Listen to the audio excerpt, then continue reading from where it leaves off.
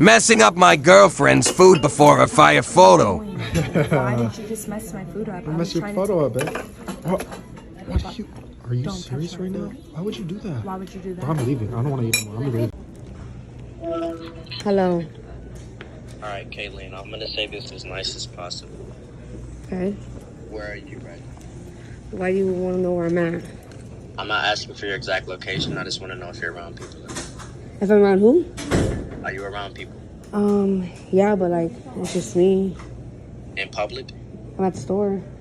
Okay, I'm gonna say this as nice as possible. You can either tell me the truth, or you're never gonna get your dog back.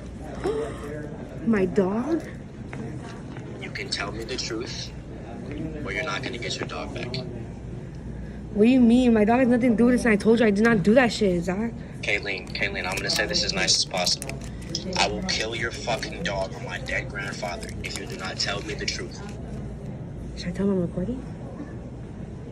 I don't know. I'm telling you the truth and you're just saying I'm lying. Caitlin, I will personally send you a picture of your dog hanging from a rope at 10 o'clock tonight.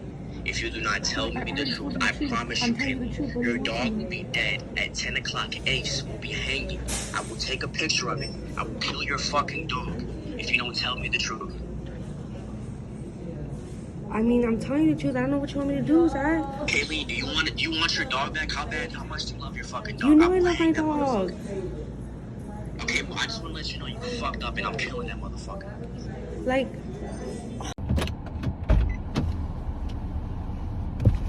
What's up? How's work? How was work? Why would you turn the location off? Tell me why. Is that why you're mad? Yeah.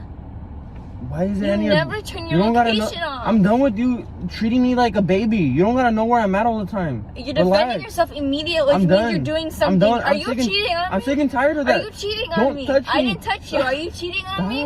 No, I'm not. Why would I be cheating on you? Because you turned it off. You always go straight to assumptions. Shut up. Don't please. talk to me. Where are you going? To find an Uber. Go find an Uber. You didn't even call one yet. Go find one. Have fun. Go find an Uber. Turn my Alright, shut up. Alright, quick question. You better answer this correctly. Would you cheat on me for $1 billion? $1 billion? $1 billion. Would you cheat on me for $1 billion? Like Billy with a B? Yes. Decente. You would cheat on me for $1 billion? Oh, fuck. Oh my gosh. It's a Billy. What's your answer? You cheating on me for $1 billion? Heck yeah, I'd cheat on you for $1 billion. You keep that same energy because I'm gone. Not gone. You're supposed to come back. You're not going to come back with the money? You've been cheated on for free. So if I cheat on you for $1 billion... I'm going to call you right back. If you hang up, pay the storage today. Simply drop off the check fees and I'll leave you alone. Okay? It's your storage unit. You can pay it. No, it's your storage unit with all your shit in it. None of it's mine, Natalia. Pay the fucking storage unit. I gave you money to pay it the other day. I have no money. I've given you all my fucking money to pay it, and you keep stealing it from me. Pay the fucking unit today, or Ryan's gonna be dead, I swear to God. Pay the fucking unit today, or I'm calling Ryan right now. It's all right. I have this on video right now. Ryan right now if you don't pay it, you stupid bitch. I have this on video right now. So I don't give a fuck. I'm calling the Laconia police. Storage unit now. I'm calling the Laconia police now. No one gives a fuck about you, Natalia. You weigh 80 pounds and you're disgusting. Honestly, look in the mirror. Honestly, look in the mirror, Natalia. Look at yourself. Every time I've ever went anywhere with you, everyone said I can do so much better. You're fucking gross. Shut up and pay the storage unit. I'm not fighting. Okay. Just pay the storage unit. Okay. Add me. Open it. Don't do that. Shelby, I'm not fucking playing with you.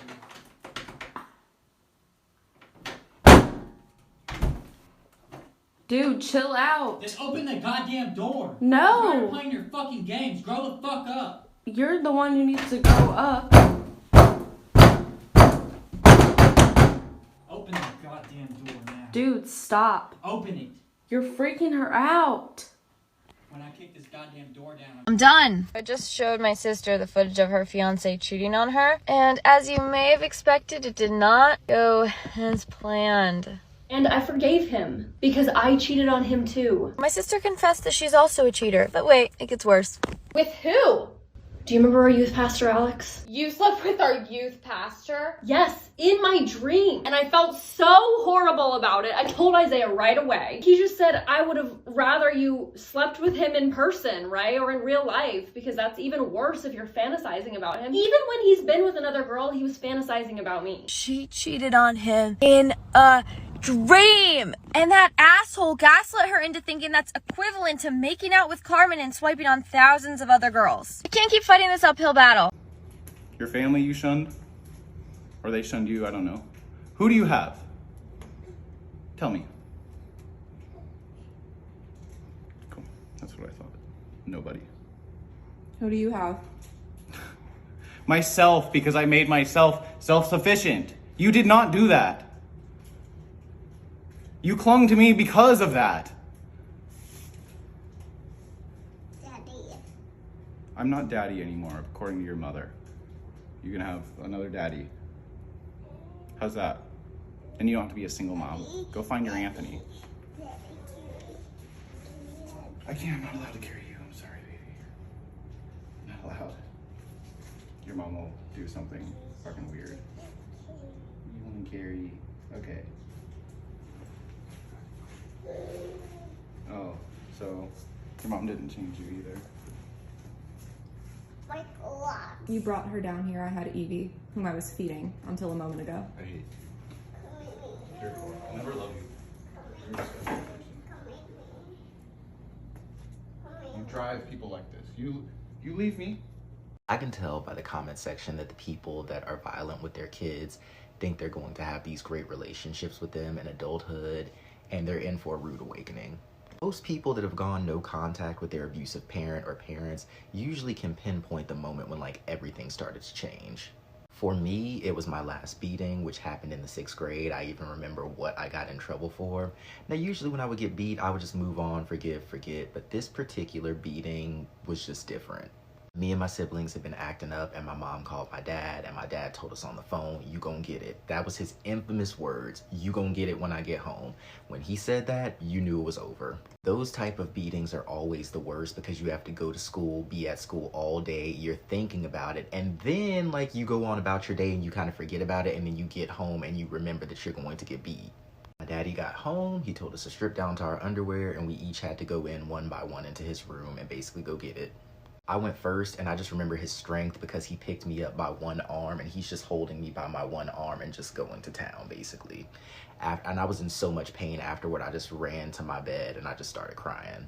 After he was finished, he came in and did his whole, like, I did this because I love you speech, and this time, I just was not accepting of it. I didn't say anything to him about it, but my brain mentally, I was just over it. I was just done. There was a switch that, like, flipped in my brain, and I grew, like, a lot of hatred in my heart for my dad, and because most of my beatings were based on, like, me getting into it with my siblings, I put distance between myself and them, and I just kind of stopped fucking with them. Stayed on top of all of my chores. I made sure to do stuff before my dad even asked because I hated hearing his voice that much. That's how much hate in my heart I had for him. I didn't want to laugh with him anymore. I didn't want to do stuff with him anymore. I didn't want to be around him. And it got to the point where basically I was on his good side, but he was never on mine, and he kind of picked up on that. And I think that that's why he would try to like start shit with me randomly. And sometimes it worked, and sometimes it didn't. He and I got into it one last time a few months before I turned 19, and he kicked me out. And that was really the beginning of me not talking to him. After I moved out, I probably didn't talk to him for like 10 years.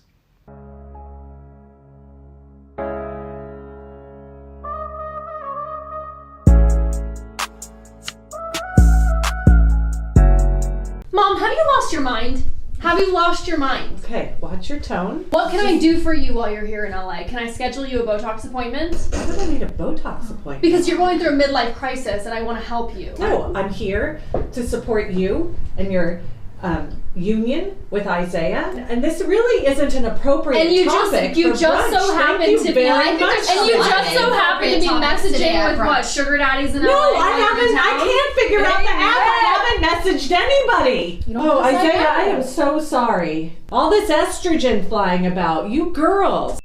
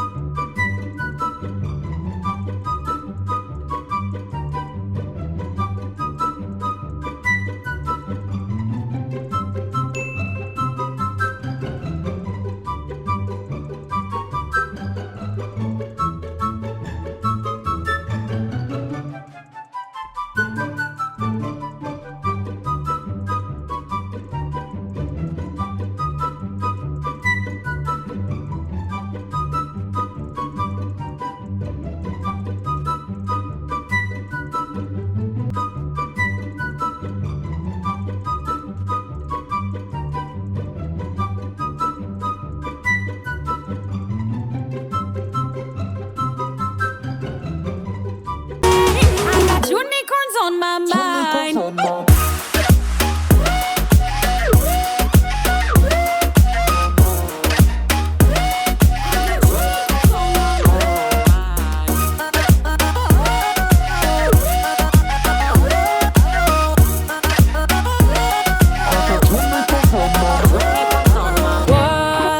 What pill you want me to inhale, baby? I wanna make you want me. Boy, just scream like yeah, yeah, yeah, yeah, yeah, yeah, yo. I'm just clarifying some things up from the video I posted about my son running away from his mother.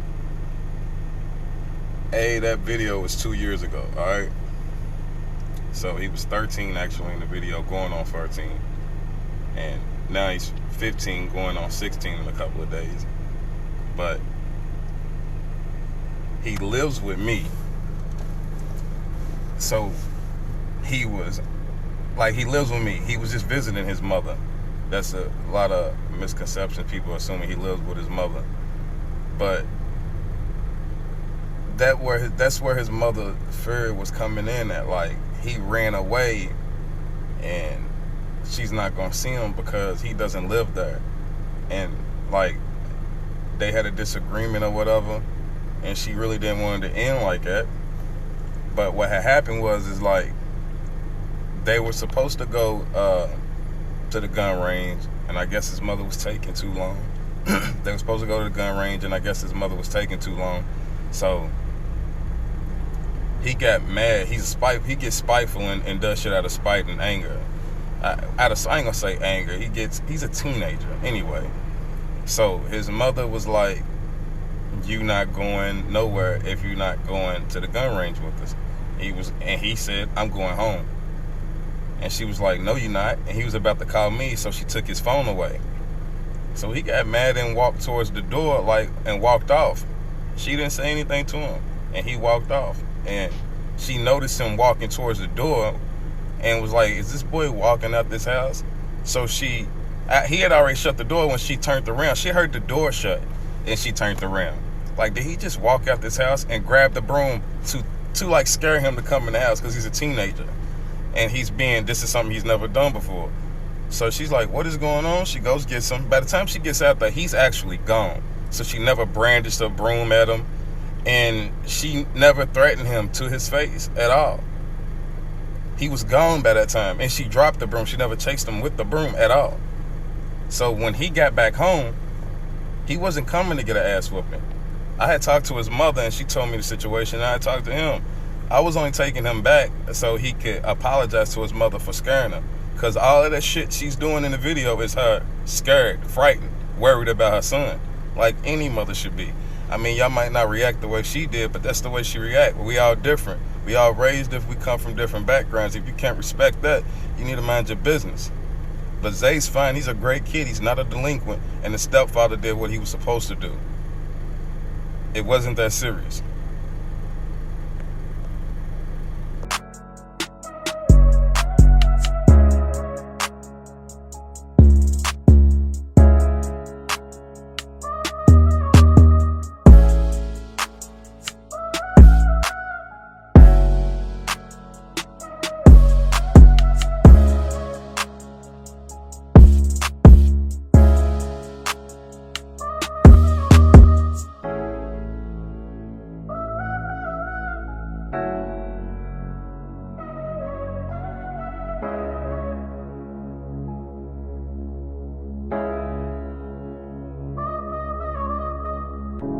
To avoid an abusive relationship, this is a red flag to look out for.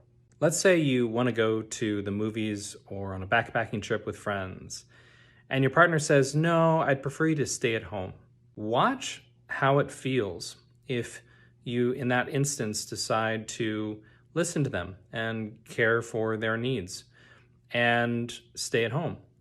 You know, if it's like a light switch flips and they went from being pretty cold and distant to suddenly very loving and warm and desiring, that's a major red flag.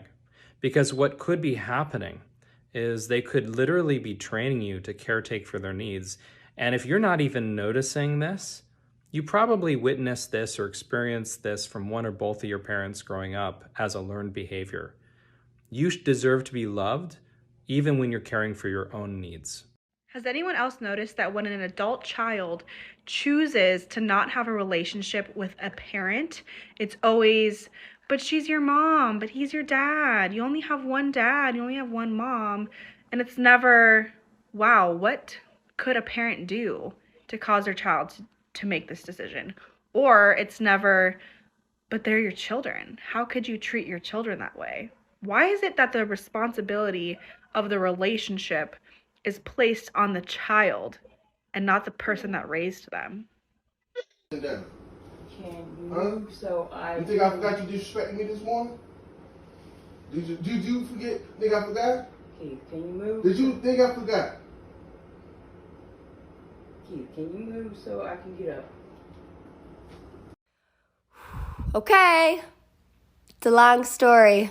So when I was 15, almost 16, I found myself in an abusive relationship. We were together for a year, and after about almost a year exactly, I found the courage to break up with him. He did not take it well. He basically refused the breakup. And that's whenever I met my current fiance, Blake. So Blake was there throughout it all, and basically he was like my best friend and my rock, and he helped me through everything and knew what was going on. So one day I had some people over at my house. Like I had like a group of people over, and Blake was there too. And my ex found out about it and was very angry. And he texted me that he was like pissed and he was going to beat my ass and he was on his way. And then I got a call from him. And I answered the call because I was afraid that if I didn't answer the call, that I was scared of him. That's just what it came down to. I was terrified and I didn't know what to do. And so I took the call, and he basically said that he was on his way and that he was going to kill me and he was going to beat me. My dad wasn't home. He was at his girlfriend's house, and I was absolutely terrified. Like I had people with me, but I knew him, and so it didn't matter who I was with. Like, I wanted my dad because, you know, clearly in that type of situation, you want someone like that. So I called my dad and I told him what was going on. And my dad basically was just like, whatever, and like, just kind of, boop, like this isn't a serious matter. So he didn't take it seriously at all. So Blake put me in his car, and he drove me into town because I lived outside of town, and we just stopped at a gas station. And basically we were just going to wait it out because he was driving to my house. And so then my ex called me again, and I answered the phone again. I think I was like scared he was going to kill himself too. And I just didn't know what to do. What do you do? I was 16. I had no idea. That's whenever he was banging on my door. So like he was on the phone with me, telling me to open up the door, that he was going to kill me, banging on the door. I could hear him. He was throwing shit at the door, telling me to let him in. And I was like, I'm not home. I'm not home. So had I stayed at home, he would have showed up, and my dad didn't care. He was just at his girlfriend's, didn't care. So the next thing I know, here comes his car speeding like by the gas station that we're at. He drifts around the corner, and he's going towards my dad's girlfriend's house looking for me. And I'm running out of time, so next video. All right, as widely requested, here is a list of fun things that my husband said to me in our 1-year marriage, part 1. Also, I truly just can't give you the full tea. We are going to court, but once that motherfucker's in jail, we'll really open up. All right, when I found out he had invited 6 girls off Tinder out to the bar just hours after he proposed to me, I asked him why he did it, and he said, and I quote, "I wanted to prove to the guys from my submarine that I could pull girls." What the fuck was the engagement? I don't know. "I'd rather get a divorce than be nice to you 1 month into our marriage. I don't care that you paid for it. If it was yours, it would be in your name. No one will believe you because you're bipolar." His vows read, "I can't wait to do hella gang shit with you and Colton." Yes, I know. I should have left. Don't laugh at me. Or do. I need to laugh to survive. I caught him playing Fortnite with a girl that I specifically asked him to stay away from. He later had an affair with her. And I asked him why. And he said because I didn't want to play Fortnite, so he was going to play with her if I wouldn't play. I don't like video games. I found a piece of art from one of the other girls he had an affair with sitting in my kitchen after I returned home from visiting my son in Maine. And I asked him why he kept it, and he laughed in my face and said because the dope was art. A couple of people asked me, why did he even marry you then? It's a question I asked him multiple times. I got a couple different answers. One of the answers was, and I quote, "I wanted to prove to the guys I could pull the hot girl because they always said I couldn't. I wanted to prove to my chief that I could pull the hot girl because he used to make fun of me and call me ugly. I wanted to prove to Kevin that I could pull the hot girl." I asked him why he stopped doing all of the little things that made me fall in love with him immediately after we got married. And he said, and I quote, "When I married you, I checked you off my list. If you want someone to still do those little things for you, get a boyfriend."